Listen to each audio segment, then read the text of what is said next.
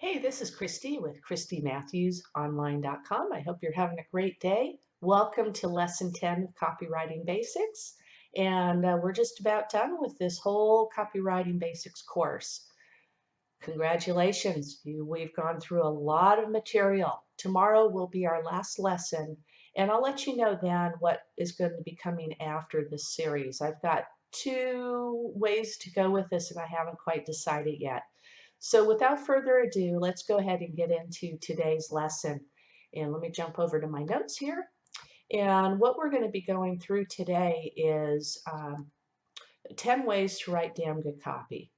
Now, writing effective copy is both an art and a science. It's an art because it requires creativity, beauty, and style, a certain aptitude, some mastery, and special knowledge. And then, of course, is also science because it exists in a world where there are tests and trials, failures, improvement, education, and predictability. So let's go ahead and talk about the 10 examples of various types of copy. And we're going to start with the easiest one, and it's called plain copy. It is what it is. It's just plain. It's probably one of the most effective approaches to writing copy, and its purpose is to introduce a product or a service. And it's done without any hype, no sizzle, no conversation. There is no story. It is just the facts and the benefits. Then we get into the storytelling copy, and everybody loves to hear a good story, especially if it's about interesting people. We want to know about people who have suffered challenges that we can relate to and who can tell us how they overcame the challenges that they were facing. And of course, the moral of the story, coincidentally, is that your product happened to be the catalyst to overcoming those odds.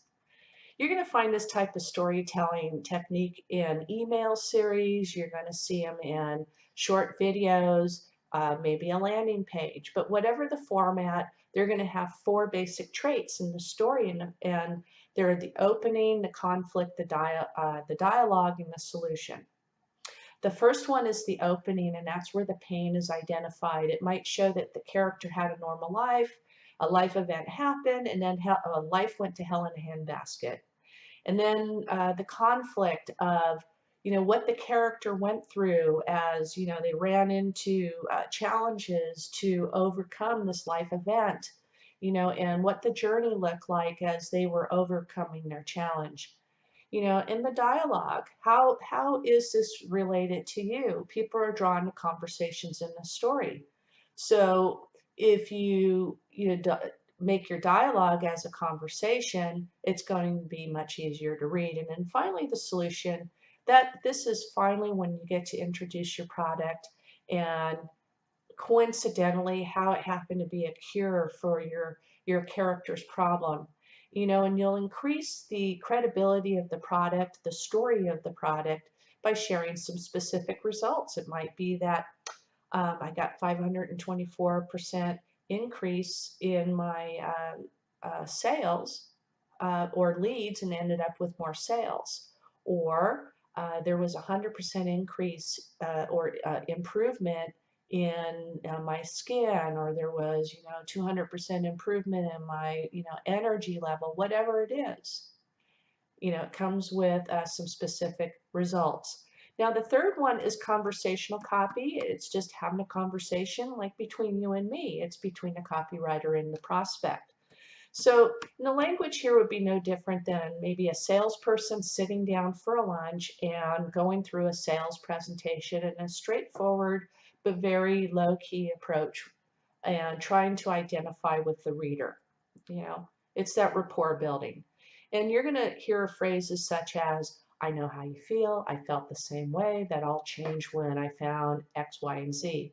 So keep in mind, you don't have to be a polished copywriter to create effective conversational copy.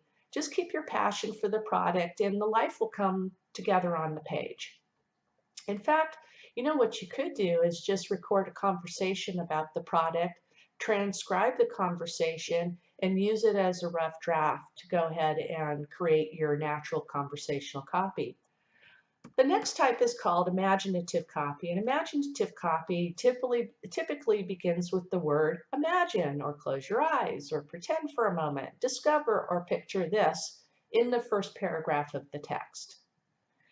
The fifth way is called long copy, and long copy is a great example is this Copywriting Basics course that you've been taking. We have had 10 days of material, including today, and we'll have one more tomorrow. So we would call that long copy or pillar copy. And the fundamental premise between long copy is the more you tell, the more you sell. Ads that are long on facts and benefits always convert very well. And I honestly believe that that is one of the reasons why a lot of people pay attention to Facebook right now, because you can go ahead with a very long ad there and it works out extremely well. It gives you an opportunity to lay all the facts out on the table without having to hold anything back. And when you're following the basic rules of content marketing that works, remember that you don't have to present all the facts up front. Just like this course, you can drip it out over in segments, just like we've done here.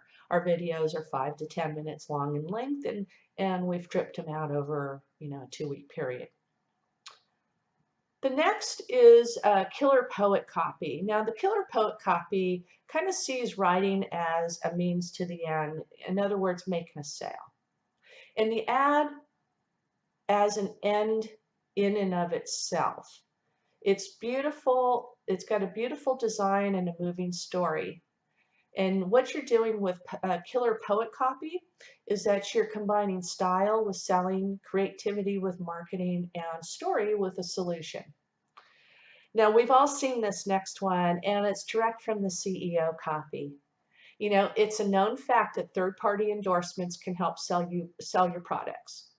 And it's equally effective to position your selling argument as a direct communication between the company founder and his or her customer.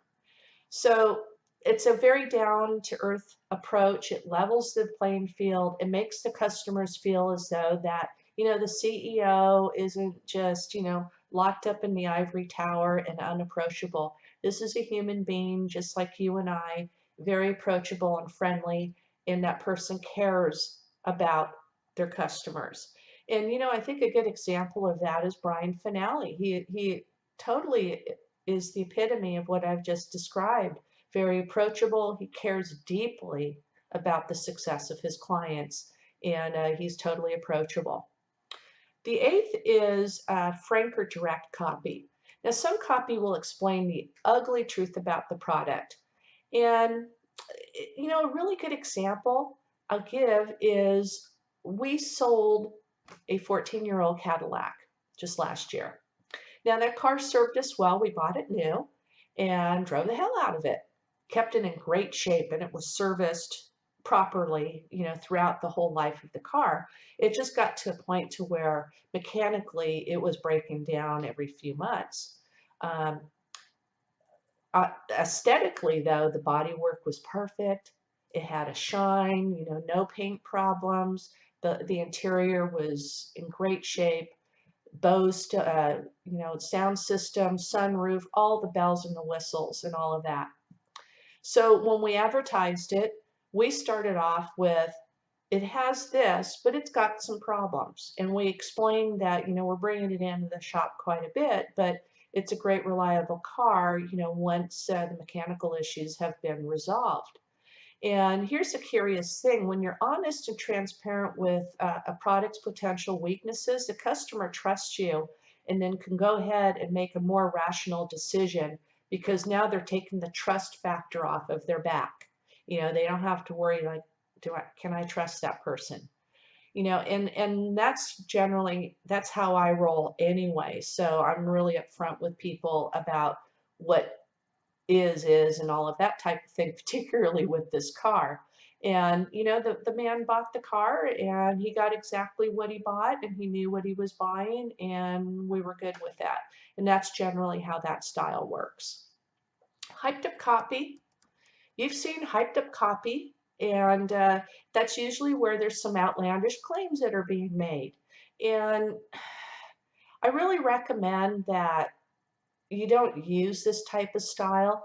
It's really hard to make extraordinary claims and be taken seriously without anybody thinking that it's hyped up. So let me give you an example of a particular ad. Obey this one weird loophole to get car insurance as low as $9. Nobody gets insurance for as low as $9. So that was some sort of hook. It was a hyped up copy ad that gets you know to make the phone ring. I just don't recommend that. It works against your reputation. And the 10th is rejection copy. Rejection copy tries to discourage people from being interested in your product. Rejection copy usually is attracting a very exclusive group of people. For example, the American Express Black Card. They make it very well known that this card is reserved for the world's most wealthiest and most elite, and everybody else need not apply. And potential rejection startles readers. I mean, just think about that. You're not good enough for the American Express Black Card. Okay. Now, especially from an advertiser, you're going to be going, well, wait a minute. What's wrong with me? How dare they say that? Why am I not good enough to be into their club? I'll show them. And then what ends up happening is that it makes that product that much more attractive to your prospect. So in conclusion, in the end, great copy often combines several of these techniques into one ad. The CEO of a company writes a conversational letter built around a story about his passion for his product, whether it is peaches or water pumps. A copywriter writes a long rejection ad that explains why certain people are excluded from receiving an invitation to dine at their exclusive resort. So this is just the art and the science of copywriting.